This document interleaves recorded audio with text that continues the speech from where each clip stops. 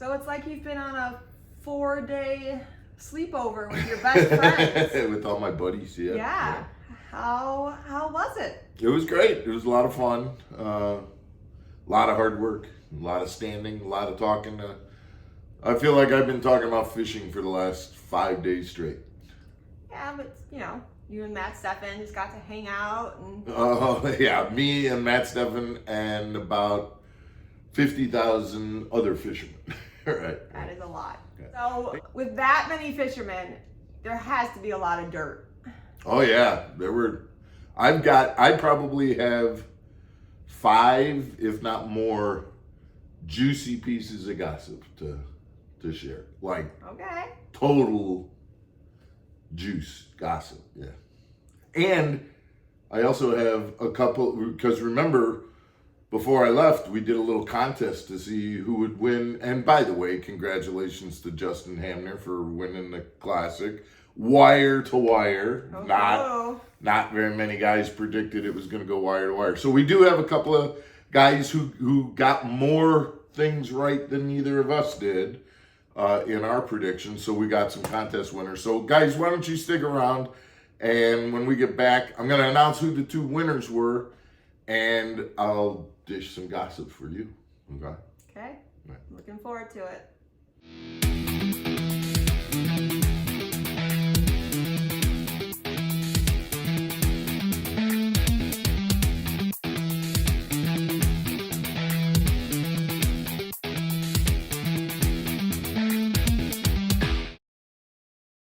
All right, welcome back to Mark Fisher Outdoors, everybody. I'm Mark Fisher. I'm Megan Fuller. All right, let's do contest winners first. Can Okay. you wait on the gossip for 2 seconds? I mean, I can try. It's been All right. like 5 days. So we Sure. had 2 contest winners. And what we did, remember, we were giving points out for how many things you got right.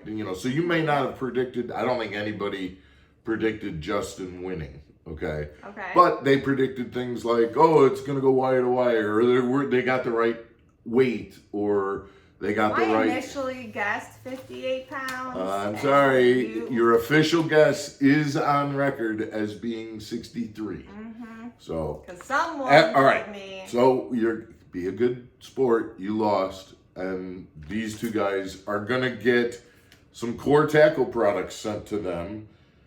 Keith Hahn 1266. Keith Hahn 1266. You got a couple of points. You got a couple of things right, and then John Bullard 7074. John Bullard 7074.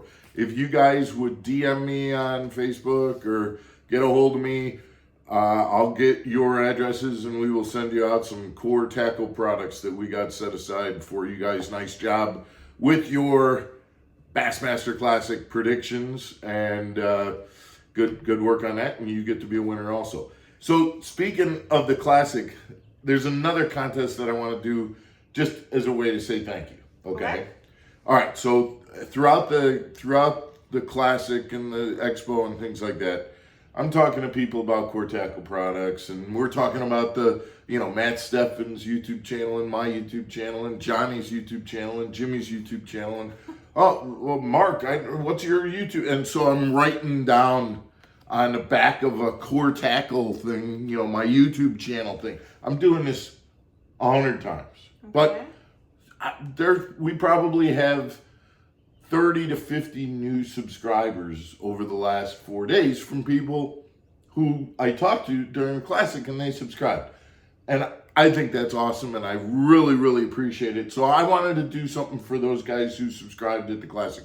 So I'm sure everybody who subscribed at the Classic got one of these little cards from me to remind you what my YouTube channel was. So all you got to do is take a picture of this with your phone. Send me this picture. The first person who sends me the picture of that little card that I did by hand, they take a picture of it, they DM it to me, or put it in I don't even know if you can put it in the comments or whatever. Yeah, you can. You can. So put that picture in the comments, send it to me. The first person who does that, I'm going to send you a $25 gift certificate to fishinggurus.com so that you can buy some baits through fishinggurus.com. Wow. So do it right now. Hit pause. Do it right now. Send it in the comments. First person who does it gets $25. Thank you so much for all of the people who signed up during the Bassmaster Classic. You want to talk about gossip? Yes, Okay. absolutely. All right. I want to hear all about it. And it spans the, The whole the show? realm, Oh. All right. So first of all, and this, I don't know that this is going to be that big of a surprise or anything, but major bait companies are kind of talking behind closed doors. Certain baits, crankbaits, for example, sales of crankbaits are down 70% from last year. I mean, and you can tell that when you see certain ads, hey, 50% off these crankbaits or things like that. These are tackle stores that have huge amounts of baits in inventory that they cannot sell. It's springtime. People should be buying them. They aren't. Why aren't they buying crankbaits? Because they're buying baits to use for forward-facing sonar. I was just about to and say they're that. not. Yep. Yeah. And they're not buying the shallow diving crankbaits and things like that. 70% reduction in baits in a 1 year period of time. And that's totally related to forward-facing sonar. There is no other explanation. Okay. Interestingly enough, boat sales have gone down in the same period of time, or a little bit longer period of time, since in the last couple of years, boat sales have gone down 75%. Boat manufacturers that were at one point making 60 boats in a month are now maybe just producing 15 boats in a month or things like that. Well, we've discussed that before, that we think that's due to like the economy. The economy. The fact that people aren't able to afford buying 100%. boats. 100%. And that would be my guess in terms of where that's coming from. And new boat sales are also related to where are the used boats? Are there a lot of used boats available? So, hey, if I got a choice and I don't have that kind of money for a new boat because new boats are this expensive, maybe I'm going to put my money into a used boat. And if there are plenty of used boats available, Which we know there are. Right. So those are the two kind of industry kind of chirpings that we heard, over the weekend. So for guys that are not in tournament fishing, it would be a good idea to kind of stock up on baits like crankbaits and that are on big time sales. For sure. If you want crankbaits, geez, buy the crud out of them, because you're never going to see them at this price. The problem is, are you ever going to throw a crankbait again? Or are you going to get forward-facing sonar and never ever throw a crankbait again? Because I'm just posing these are the conversations that were going around at the Classic. Speaking of that conversation, I think one of the other things that was pretty huge, in my opinion, was that Hank Parker went on a podcast and was very, very supportive of Randy Blockett and Randy's position on forward-facing sonar, meaning he was opposed to it, and Hank kind of supported Randy in saying, listen, I know that Randy gets some shade about, being so anti-forward-facing, but, I'm starting to think he's got a point, and Hank threw his support to the Randy Blockett kind of side of being anti-forward-facing sonar, saying that he did not think that it was a good thing for the sport, and he used a couple of analogies like rubber in a golf ball or baseball, and different sports do not allow technology to alter it. And Hank's point was, what you're doing is you're negating the history of the sport. All of a sudden, if people are hitting 500 home runs in a season, then getting 500 home runs doesn't mean what it meant, for the last 50 years. Babe Ruth did it. And we've talked about this. Right, I mean, we talked about it when we predicted the Classic, that all the weights have been up, and we just kind of use that as a, right. Well, this one's probably going to be up also. So I just think that there was a lot of talk about that support, and given that, there was an awful lot of, I saw this in that I saw some people who were starting to back down, who I've heard for the last month or so, that have been, hey, it's technology, you're not going to do anything about it, it's there. I don't really like it, but you're not going to do anything about it, to saying, no, you know what, I think it's not a good thing. And I think I'm going to be willing to say that I don't support it.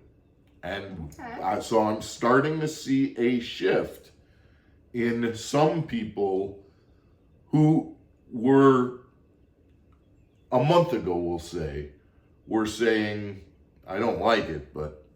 Sounds like they were kind of towing the line. They were towing the company line. And now they're willing to say, no, if push comes to shove, this is not good for the sport. On the other side, I'm definitely seeing people who are for a live scope and for forward-facing sonar getting a lot more, and I don't know how to say this, they're defending their position more vehemently. They're almost getting a little nasty. Okay. Lashing out, yeah. And so that you saw a lot of that over the last 3 days in Tulsa, where when you had these conversations with certain people, it was more of a, oh, you seem to be softening on your stance. And then with others, they seem to be getting more aggressive on their stance. So kind of an interesting movement that we see going along.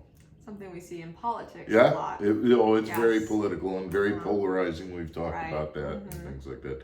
So that's kind of the gossip that I heard, related to the industry, related to forward facing, but I got one more this is probably and I have video evidence of that video, which I'm gonna put out here. Okay. So I'm talking about bass fishing champions, multiple bass fishing champions, anglers of the year, multiple professional circuits, BASS, Major League Fishing. I'm talking about high level people in tournament fishing, in the industry, in the media. These are professional athletes, right? Yes, okay. What? Okay. They suck at bowling. And I'm going to put it up here. The scores that are up here, there's no names, there's only initials. And if you can figure out the initials, that's up to you. But these people couldn't bowl worth a darn. And I mean, they were trying. It was a great night, but boy, oh boy.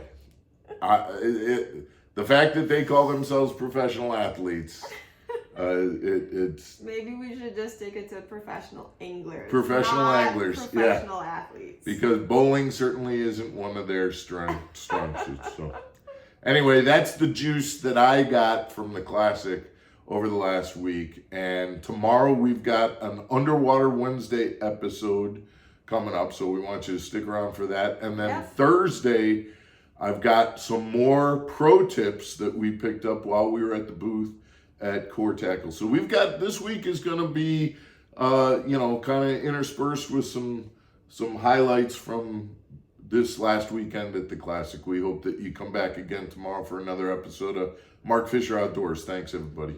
Stay channeled.